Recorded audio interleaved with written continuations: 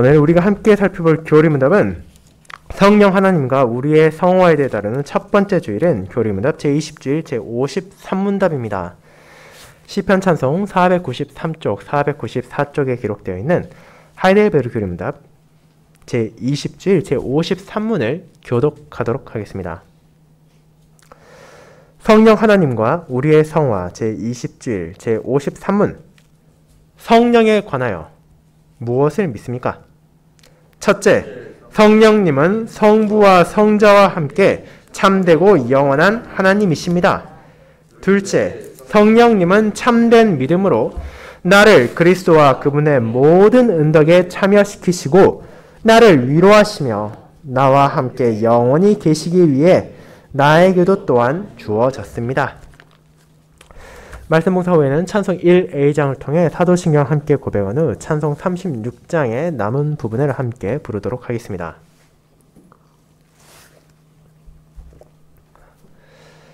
사랑하는 주 예수 그리스도 안에 있는 형제 자매님들, 여러분이 지난 성령 강림 기념주일에 들었던 설교 혹은 예전에 들었던 제20주일에 관한 교리문답 설교를 생각해 보신다면 일부 사람들이 주장하는 것처럼 개혁교회가 성령 하나님에 대해 무시하거나 간과하는 것이 결코 아니라는 사실을 기억하실 것입니다. 그리고 그것은 분명한 사실입니다. 개혁교회는 이 땅에 있는 어떤 교회와 비교해도 성령 하나님의 중요성을 잘 알고 있을 뿐 아니라 실제 그분의 사역이 성도에게 있어 얼마나 큰 은혜인지를 깨닫도록 하기 때문입니다. 그렇게 이번 주에 저는 동일한 내용을 반복하는 대신 그분의 사역, 이 성화의 사역에 대해 집중하고자 합니다. 그렇다면 성령 하나님께서는 구체적으로 어떤 방식으로 그분의 사역을 하십니까? 여러분은 만약 누군가가 여러분에게 그런 질문을 하신다면 답변을 할 준비가 되어 있습니까? 만약 그에 대한 답이 여러분의 마음에 명확하게 준비되어 있지 않다면 오늘 함께 살필 내용을 기억함으로 언제라도 그 답을 할 수 있도록 준비하도록 합시다.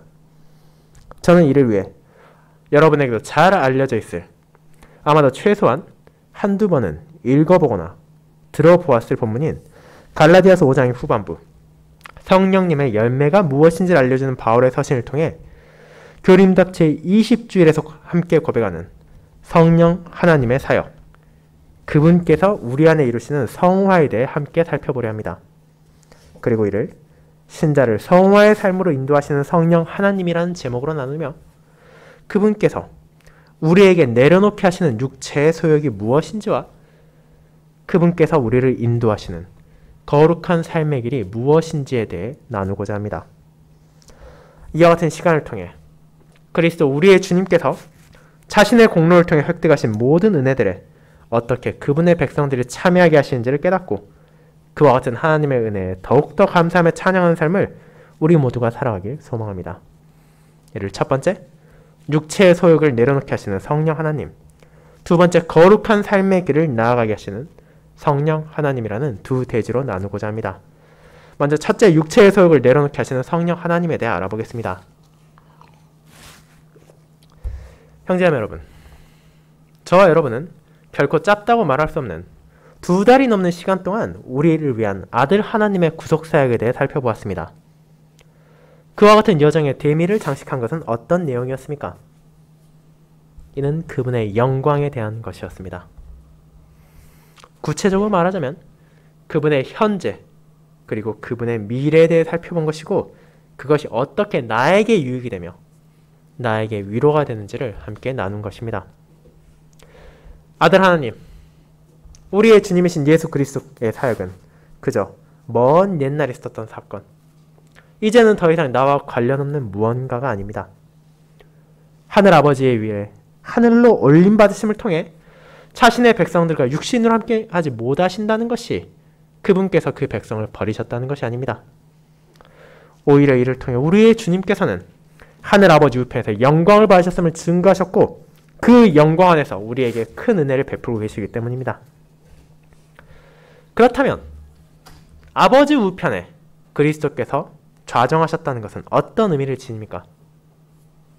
우리가 고백한 것처럼 누군가가 왕의 우편에 앉는다면 그것은 최소한 두 가지 사실을 상징합니다. 첫째로, 그 사람이 왕의 총애를 받고 있으며 신뢰를 받는 대상이라는 것입니다. 공적인 자리에서 왕의 우편에 앉는다는 것은 왕을 바라보는 모든 사람들이 그 사람 또한 바라볼 수 있다는 것이며, 그를 향한 왕의 믿음과 애정이 얼마나 굳건한지를 깨닫게 합니다. 그뿐 아니라 왕의 우편에 앉는다는 것은 종종 그 왕의 권력을 위임받아서 그를 위하여 그의 일을 수행하는 권리를 받았다는 것도 나타냅니다. 그렇게 우리의 주님 예수 그리스도께서 하늘 아버지 우편에 지금도 앉아 계신다는 것은 그분을 향한 아버지의 신뢰 안에서 아버지의 일을 지금 이 순간, 오늘 이 시점에서도 계속하여 수행하고 계신다는 것을 보여줍니다. 그렇다면 그리스도께서 아버지의 뜻에 따라 하시는 하나님의 일은 무엇입니까? 이는 아버지 하나님께서 그분의 선을 통하여 무엇을 하시는지를 살펴볼 때 알 수 있습니다. 구약시대부터 하나님의 손길은 대표적으로 두 가지를 상징하곤 했습니다. 첫째로는 온 세상을 주관하는 그분의 섭리입니다. 하나님께서는 만물을 창조하셨을 뿐 아니라 지금 이 순간에도 그것을 붙잡으시고 자신의 뜻에 따라 운행되도록 온전히 다스리고 계십니다. 그리고 그 사역을 이제 자신의 우편에 계신 아들 하나님을 통해 계속하신다는 것을 제50문답을 통해 우리는 고백했습니다. 하지만 그것만이 끝이 아닙니다. 하나님은 분명 하늘과 땅을 포함한 온 피조물을 다스리시지만 특별히 그 모든 것들을 그분의 뜻 안에서 택한 자신의 백성들을 위하여 움직이십니다. 그렇게 구약시대 이스라엘 백성들은 환난과 어려움을 마주할 때 주님의 오른손과 편팔을 향해 도움을 구했고, 그분의 손길에 의해 원수들이 무너지고 재난이 사라지며 축복과 은혜가 주어진다는 것을 그들의 몸으로 직접 경험하고 이를 찬송했습니다. 그와 같이 언약 백성들을 돌보시는 아버지의 뜻을 이제 그분의 우편에 계신 그리스도께서 행하고 계십니다. 그와 같은 사실은 이제 그리스도께서 모든 영광을 받으신다는 것을 의미합니다. 아버지께서는 자신의 뜻을 성취한 아들을 하늘로 올리셨고 모든 이름 위에 뛰어난 이름을 주셨습니다. 그 표현은 이 땅에 있는 수많은 주권자, 왕, 통치자들과 비교할 수 없는 권위와 능력이 아들에게 주어졌다는 것을 의미합니다. 그 영광에서 그리스도께서는 세상을 다스리시고 성도를 돌보십니다. 그렇다면 이제 그것이 어떻게 우리의 유익이 됩니까? 이는 그분께서 나에게 있어 타인이 아니라, 나를 모르는 누군가가 아니라 나를 아끼시고 나를 사랑하시는 나의 주님이라는 데 있습니다. 나는 그분의 소유입니다. 주님께서 자신의 보혈을 흘리심으로 나를 구속하셨습니다. 그렇게 지금 이 순간에도 그분이 만물을 통치하고 있다는 것, 그분이 나를 돌보신다는 것은 서로 내가 이 땅에 살아가는 동안 나의 머리로는 이해하지 못한 일이 일어나고 때로는 나에게 슬픔, 어려움이 찾아온다 하더라도 그 또한 나를 위한, 교회를 위한 그리스도의 뜻 안에서 일어나고 있는 것이라는 확신을 줍니다. 그렇게 영광 받으신 그리스도께서 세상을 다스리심 안에서 자신의 백성들을, 자신의 교회를 지키고 보호하실 것이란 분명한 확신을 우리는 가집니다. 그것이 신자에게 주어진 놀라운 유익입니다. 하지만 더 경이로운 것은 그리스도의 영광이 우리에게 현재의 유익만이 아니라 미래에 대해서도 확신하게 하므로 이 세상에서 슬픔과 핍박을 마주할 때도 인내할 수 있는 위로를 준다는 것입니다. 그것은 바로 영광 가운데 계신 그리스도께서 다시 오실 것이기 때문입니다. 그분께서 다시 오실 때 산자와 죽은 자들 모두 그분의 심판대 앞에 설 것입니다.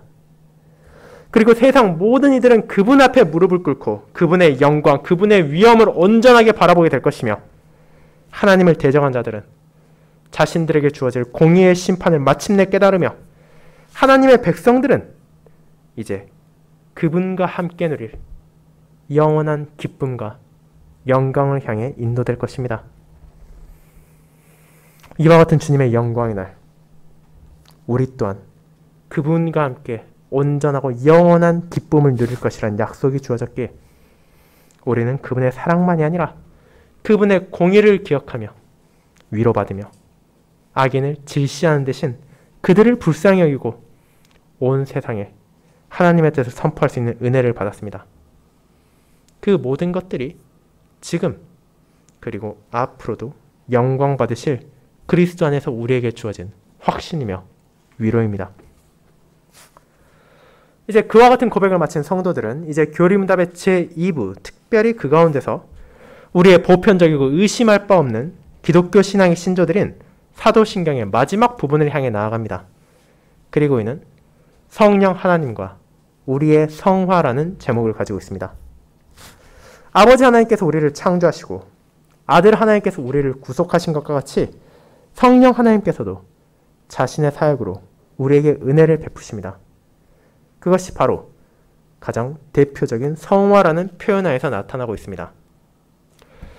그런데 여기서 우리가 한 가지 기억해야 할 점이 있습니다. 우리가 앞선 성부 하나님 그리고 성자 하나님의 사역을 살펴볼 때 확인했던 것처럼 삼위 하나님의 사역은 각각 긴밀하게 연결되어 있으며 독립적인 무언가가 아니라는 것입니다. 그렇게 성령 하나님의 사역은 오순절에 시작되는 것이 아니라 영원전으로 거슬러 올라가게 됩니다. 그분께서는 세상을 창조하신 성부 하나님의 사역에 수면을 운행하시며 함께 하셨습니다. 그뿐 아니라 그분께서는 구약시대에도 사역을 멈추지 않았습니다. 하나님의 섭리 안에서 성령님께서는 만물을 새롭게 하셨습니다. 그뿐 아니라 우리는 구약의 기름 부음 받은 자들이 성령님께서 함께 하심을 통해 소명에 따라갈 힘을 얻고 그들이 진리 안에 굳게 설 수 있었을 뿐 아니라 특별히 선지자들을 비롯한 하나님의 종들을 영감하심으로 하나님의 거룩한 말씀이 전해지고 보존되었다는 사실을 알고 있습니다. 물론 이와 같은 모든 사역들을 제한된 이 시간 안에 하나하나 살펴본다는 것은 불가능합니다. 그렇게 우리는 이런 성령 하나님의 사역이 끊어지지 않았다는 것을 기억하며 오늘은 그리스도의 승천 이후 오순절에 모든 성도들 안에 거하시는 그분의 사역에 특별히 집중하여 살펴보고자 합니다. 자, 그렇다면 성령 하나님, 그분의 사역은 어떤 성격을 가지고 있습니까? 이는 앞선 성자 하나님, 성부 하나님의 사역과 연결되어 있습니다. 우리는 아버지께서 영원전에 자신의 경륜을 세우시고 그분의 선하신 기쁨 안에서 자기 백성을 택하셨다는 것을 알고 있습니다.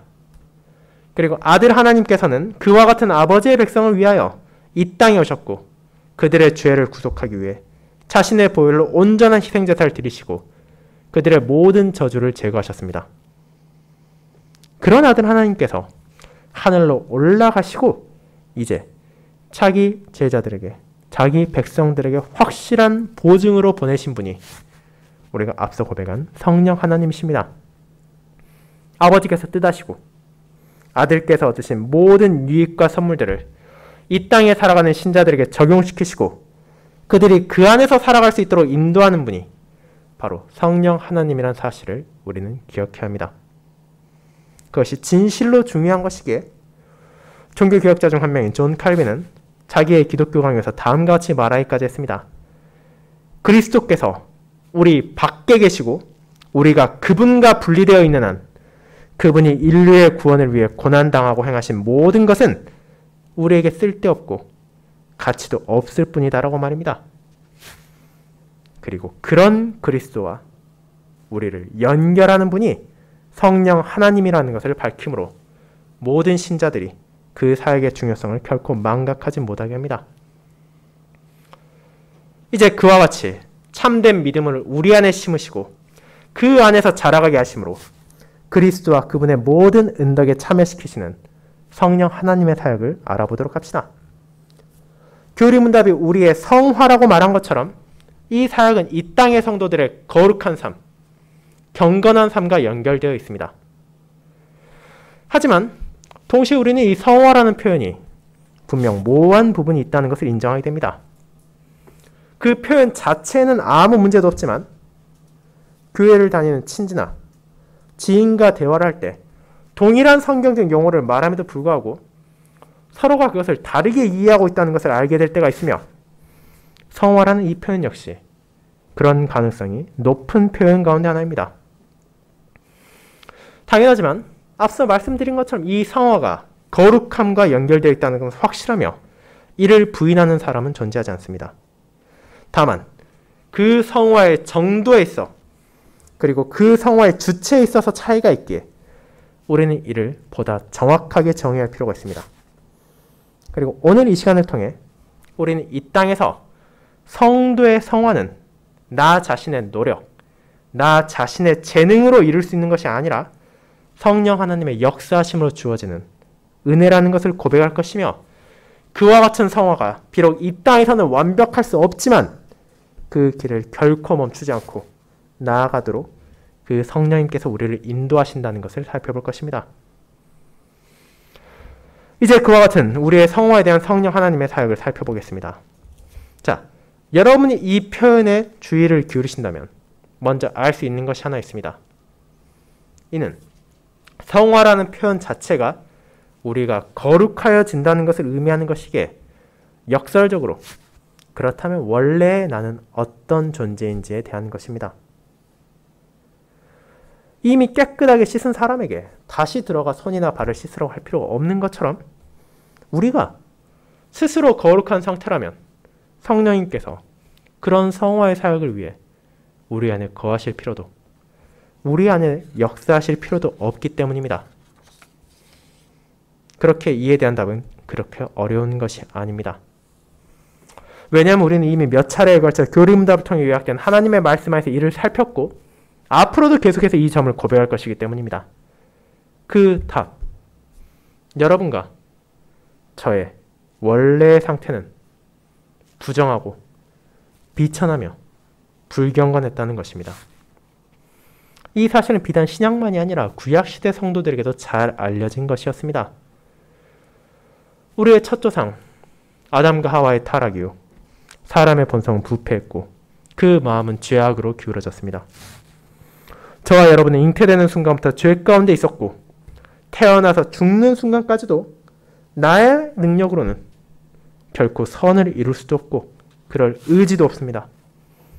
특별히 그와 같은 선의 기준이 거룩함의 기준이 이 세상의 것이 아니기에 더욱 그러합니다.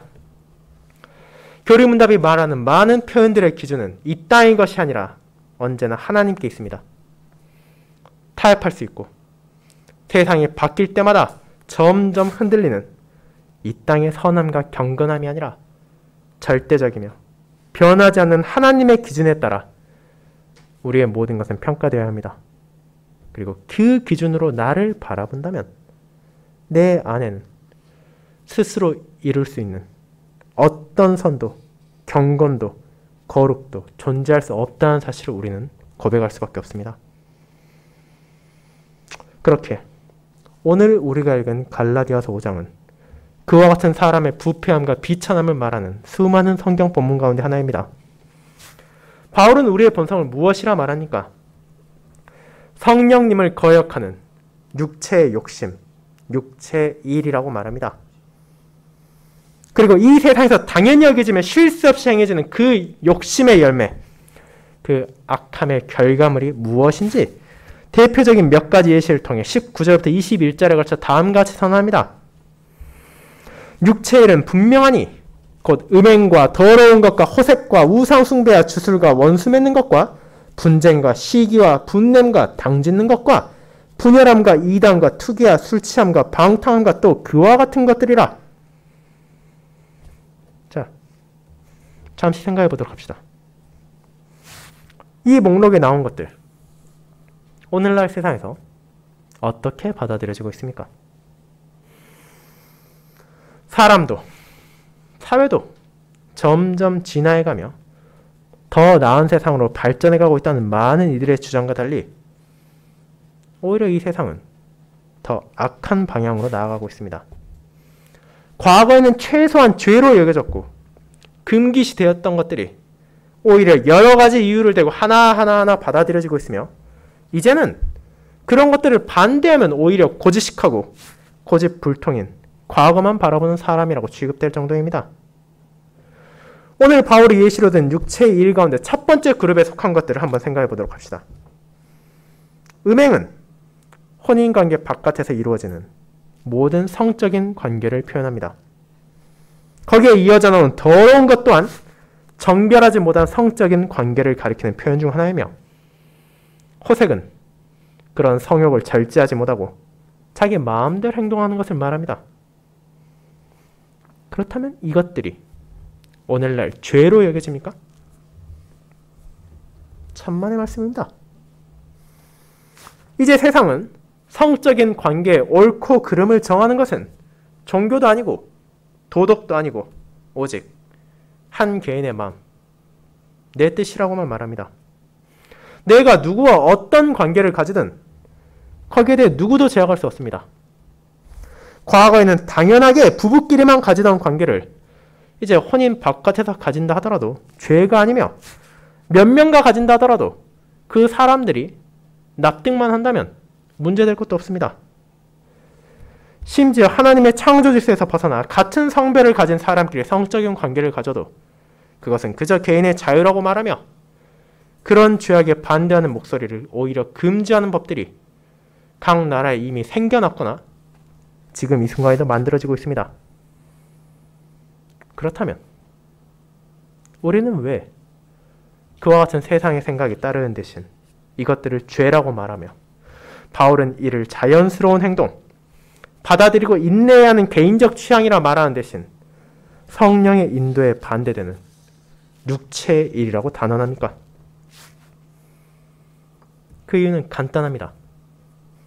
그 모든 음행, 더러운 것, 호색이 이 세상에서 어떻게 받아들여지건 상관없이 그것은 하나님의 거룩한 계명, 간음하지 말라는 제7계명을 어긴 것이기 때문입니다. 그렇게 그것은 분명한 죄악이며 부정입니다. 그리고 이제 다른 그룹에 속해 있는 행동들, 우상숭배와 주술, 원수 맺는 것과 분쟁과 시기와 분냄과 당짓는 것과 분열함과 이단, 투기와 술 취함과 방탕함 같은 것들도 크게 다르지 않다는 것을 여러분은 쉽게 인식할 수 있을 것입니다. 그것들 역시 이제는 그저 사람의 눈살을 조금 찌푸리게 만들지언정 특별히 나에게 혹은 다른 사람에게 피해를 주지 않는 한은 누구도 이를 제지할 수도 없고 제지해서도 안 된다는 것이 오늘날 사회의 기본적인 원칙으로 자리 잡고 있습니다.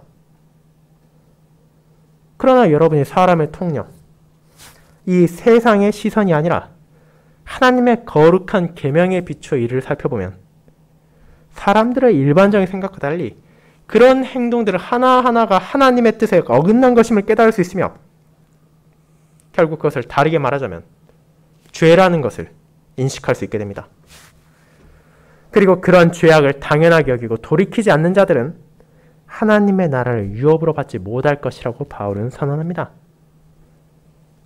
다르게 말하자면 그들의 말과 그들의 행동, 그들의 삶 가운데 증거되는 것이 육체의 일을 고집하는 것이라면 그들은 그리스도인이 아니라는 것입니다. 물론 이 말은 바울이 이 땅에 사는 신자가 이 땅에서 완벽하게 죄악을 끊어낼 수 있다는 것은 아닙니다. 그러나 죄를 인식하지 못하고 서로 인식했다 하더라도 그 죄와의 싸움을 하지 않는다는 것은 그 열매를 통해 자신이 하나님을 대적하고 있음을 나타내는 것임을 깨달아야 한다는 것입니다. 그렇다면 도대체 우리가 어떻게 이와 같은 육체의 욕심을 이루지 않고 육체의 소욕을 따라 살지 않을 수 있습니까? 그럴 능력이 우리 자신에게는 없다는 것은 분명합니다. 왜냐하면 정말로 사람들에게 그런 의지, 그럴 능력, 그럴 힘이 조금이라도 있다면 긴 시간이 지난 동안 최소한 그런 죄악들이 점점점 설 자리를 잃어가거나 사라져가야 할 것이 분명하기 때문입니다. 하지만 우리가 바라보는 결과는 정반대이지 않습니까? 악을 받아들이는 범위는 계속해서 넓어져가고 있고 관용의 이름으로 죄를 죄라고 말할 수 없는 사회가 되어가고 있습니다. 그런데 우리는 어떻게 이것을 죄라고 깨달을 수 있습니까? 어떻게 자기 잘못을 회개하고 악과 싸울 수 있습니까? 그것이 가능한 이유는 바로 내 안에 있지 않습니다. 이와 같은 성화의 시작, 무엇이 바르고 무엇이 악한 것인지를 깨닫게 되는 것은 하나님의 뜻 안에서 그리스도의 공로로 우리에게 주어진 성령 하나님께서 각각의 신자 안에서 역사하시기 때문입니다. 그분께서 영감하여 기록하게 하신 성경 안에 전해진 진리의 말씀을 성도들의 공적인 예배 시간을 통해 들을 때, 각각의 가정과 장소에서 성경을 읽을 때 성령님께서는 그것이 바로 진리이며 분명한 사실이라는 것을 깨닫게 하십니다. 그분의 은혜가 아니라면 우리 또한 세상의 허다한 불신자들과 마찬가지로 성경을 읽고 설교를 듣는다더라도 그것을 그저 수많은 종교들이 가지고 있는 경전 가운데 하나인 것처럼 치부하며 내 마음에 드는 것만 받아들이고 나를 조금이라도 불편하게 만든다면 그저 무시해버리는 것이 우리들의 본성이기 때문입니다. 하지만 성령 하나님께서는 그런 우리 안에서 역사하심으로 우리에게 죄가 무엇인지, 그리고 왜 그런 것들이 죄인지를 알게 하셨습니다. 이제 그런 육신의 욕심에 따라 이 세상의 쾌락을 추구하는 삶을 멈출 수 있도록 우리의 발걸음을 인도하십니다. 그것이 바로 우리 안에서 역사하시는 성령 하나님의 중요한 사역 가운데 하나이자 바로 저와 여러분에게 주어진 그분의 은혜입니다. 사랑하는 형제자매 여러분, 이와 같은 성령 하나님의 사역을 알아간다는 것은 우리에게 무엇을 요구합니까? 물론 죄를 깨닫게 하시는 것, 죄와의 싸움을 멈출 수 있도록 인도하시는 것은 우리의 성화에 관한 성령 하나님의 사역입니다. 하지만 그분께서는 동시에 자기 백성들에게 그런 인도에 따라 살아가도록 부르십니다. 완고하게 죄를 고집하며 무엇이 잘못인지, 왜 그것이 악한 것인지를 알면서도 눈을 감고 계속해서 그것을 반복하는 삶이 아니라 단호하게 주님의 뜻에 따라 죄악을 끊고 이전에 우리가 당연하게 받아들였던 것들을 우리를 둘러싼 세상이 용인하고 사회가 허용하는 선에 자신을 맞춰서 살아가는 대신 하나님의 거룩한 말씀 안에 계시는 진리, 성령님께서 우리에게 깨닫게 하신 죄악들을 인지하고 이 놀라운 역사에 감사하며 죄와 싸우고 육체의 일을 따라 죄악의 열매를 맺는 것을 멈추며 그리스도 예수, 우리의 주님의 소유된 자로서 그런 육체의 정욕과 탐심이 그분의 십자가에 함께 못 박혔다는 것을 잊지 말아야 합니다. 그리고 이제 그와 같이 우리에게 죄악을 깨닫게 하신 성령 하나님께서 그분의 사역을 거기에서 멈추시는 것이 아니라 이제 그런 자신의 백성들을 거룩함으로 인도하신다는 사실까지도 우리는 기억해야 할 것입니다. 그것이 두 번째, 거룩한 삶의 길을 나아가게 하시는 성령 하나님으로 이어집니다. 성도 여러분, 죄를 깨닫는 것, 그 길을 멈추는 것, 그것 자체로도 분명 우리 능력만으로 할 수 있는 것도 아니며 결코 가볍게 여길 수도 없는 성령 하나님의 은혜입니다. 하지만 그분의 사역이 거기에서 멈춘다면 이를 성화라 부르기에는 부족할 것입니다. 죄를 멈추는 것, 육신의 욕망에 따라 살아가는 과거를 회개하는 것에서 끝난다면 이를 거룩함을 향해 변화해 간다는 성화라는 표현이 아닌 악함을 멈춘다는 다른 어떤 표현을 쓰는 것이 적절할 수도 있기 때문입니다. 하지만 하나님 앞에 선하지도 악하지도 않은 존재는 있을 수 없습니다. 그렇게 성령 하나님께서는 우리의 악을 멈추실 뿐 아니라 이제 그 은혜 안에서 죄를 깨닫고 회개한 자들을 선한 길, 다르게 말하자면 거룩한 삶의 길로 나아가게 인도하십니다. 그것이 바로 갈라디아서 5장에서 우리가 읽은 성령의 인도하심에 따라 맺게 하는 성령의 열매들입니다. 물론 우리가 육체를 하나하나 자세히 살필 수 없었던 것처럼 성령의 열매 또한 그 내용을 상세하게 들여다보자면 긴 시간이 걸릴 것입니다. 그러나 바울이 나열한 이 짧은 목록 안에서도 우리는 성령님에 의해 인도되는 거룩함, 우리가 그리스도의 날 온전한 거룩함이 이를 때까지 어떻게 변화되어 가는지를 알 수 있습니다. 22절과 23절에 나오는 목록은 다음과 같습니다. 오직 성령의 열매는 사랑과 희락과 화평과 오래 참음과 자비와 양선과 충성과 온유와 절제니 이 같은 것을 금지할 법이 없느니라. 육체의 일이 이에 앞서 나왔던 세상들이 받아들이고 있는 것과 반대로 지금 22절, 23절에 나오는 성령의 열매는 이 땅에서 점점 그 자리를 잃어가고 있습니다. 참된 사랑, 정욕이 그 자리를 대체하고 있습니다. 희락의 자리는 쾌락이 차지하고 있으며 화평의 자리는 분노와 시기에 뺏겼고 오래 참음은 자기 밥그릇도 챙길 줄 모르는 어리석음이 되었으며 자비는 여유 있는 자들의 위선으로 양선은 악함에 충성은 이기주의로 온유는 포악함에 절제는 낭비가 그 위치를 빼앗았습니다. 성령의 열매는 그저 각각의 개인들이 자기 취향에 따라 가지면 좋고 안 가지면 그만인 그저 취향의 하나가 되어버렸습니다. 그렇게 우리는 사람이 이와 같은 성령의 열매를 맺고 살아가는 것을 당연한 것으로 여겨서는 안 됩니다.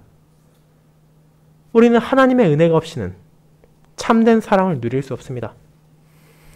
이 땅에서 우리가 증거할 수 있는 진정한 사랑은 오직 하나님을 향한 사랑 안에서 흘러나오는 것이기 때문입니다.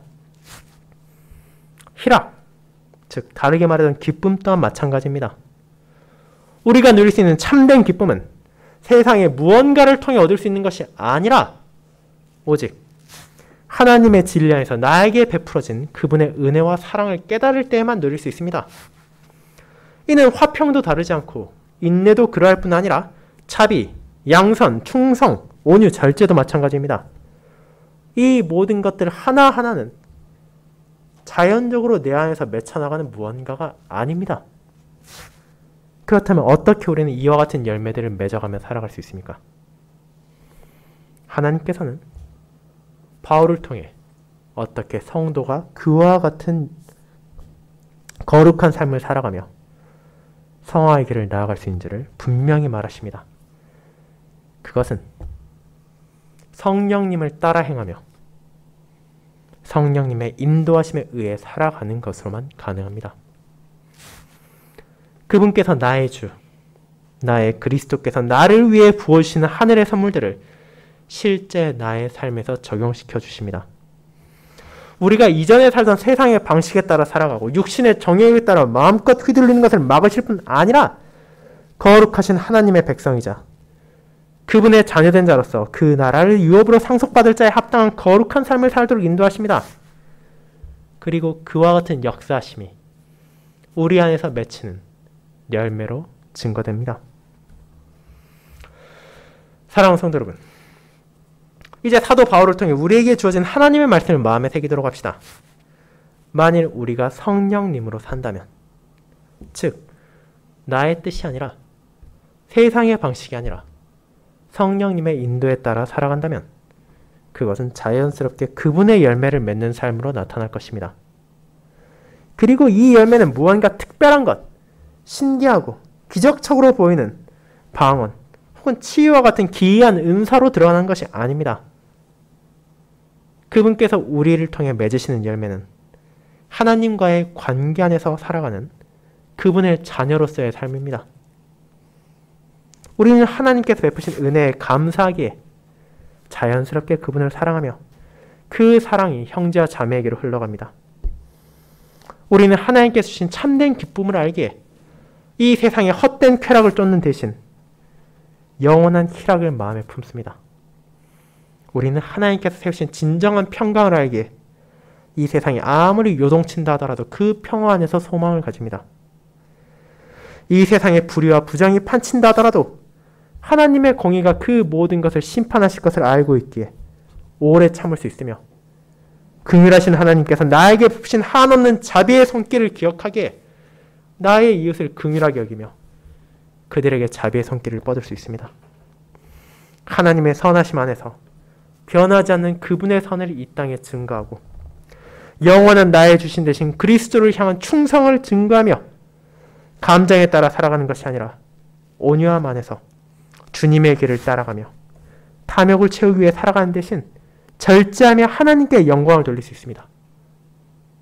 그 모든 것들이 바로 내 안에서 성령 하나님께서 역사하신다는 증거로 우리에게 맺혀지는 열매입니다. 그것이 바로 우리의 성화의 증거이며 그 모든 것이 온전하게 나타날 그날까지 우리가 이 땅에서 증거할 성령 하나님의 사역입니다. 저는 이와 같은 성령님의 열매가 그분의 은혜 안에서 성화의 길로 인도되는 저와 여러분의 남은 모든 삶 가운데 풍성하게 맺히기를 소망합니다. 그리고 육체의 일이 아닌 성령님의 이 크신 은혜 안에서 살아가는 모습이 이번 한 주 여러분을 통해 이 세상 가운데 분명히 증거되길 바랍니다. 아멘.